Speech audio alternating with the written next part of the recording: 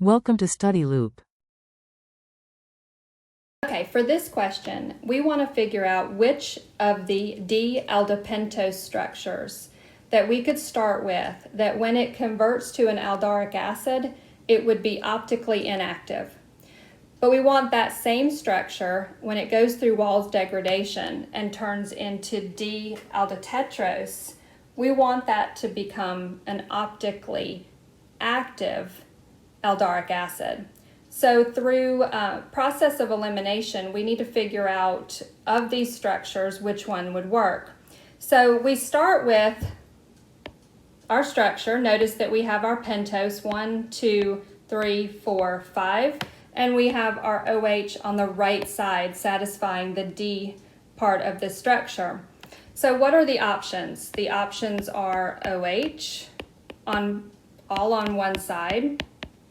We could alternate our OHs and it would look something like this, or we could put both of our OHs on the left side and we would have a structure that looks like this. These are only the options when it comes to D-aldopentose. So when this goes through oxidation and turns into an aldaric acid, we get something that looks like this. Now we need to figure out which one of these are optically inactive. And we need to just do a quick review and remember what it means to be optically inactive. So inactive, we would need to have symmetry or be symmetrical. So the easiest way to figure that out is to just sort of draw a line through these structures and ask yourself, are they symmetrical on both sides? And you'll notice that this one is symmetrical. It is optically inactive. This structure, the same, optically inactive.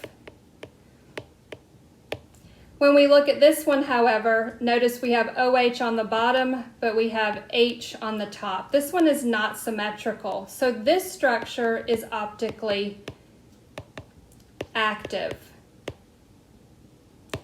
All right, so this one's going to be out. This one is not going to be the structure we're starting with because it doesn't fit the criteria. It needs to be optically inactive. So we're down to these two structures. So we have to figure out of these two structures, which one, when it goes through Wall's degradation, would give us a structure that would become an optically active aldaric acid. So let's look over here at our aldotetrose. So I've basically gone through Wall's degradation. We've reduced this down from 5 to 4. 1, 2, 3, 4 carbons, and we've got our tetrose. So when this one goes through oxidation and we turn it into an aldaric acid, which one of these is going to be unsymmetrical or not symmetrical? So drawing a line through, notice that this one is symmetrical. If it's symmetrical, it is optically inactive, and that's not what we want. This one, however, is optically active because it is not symmetrical.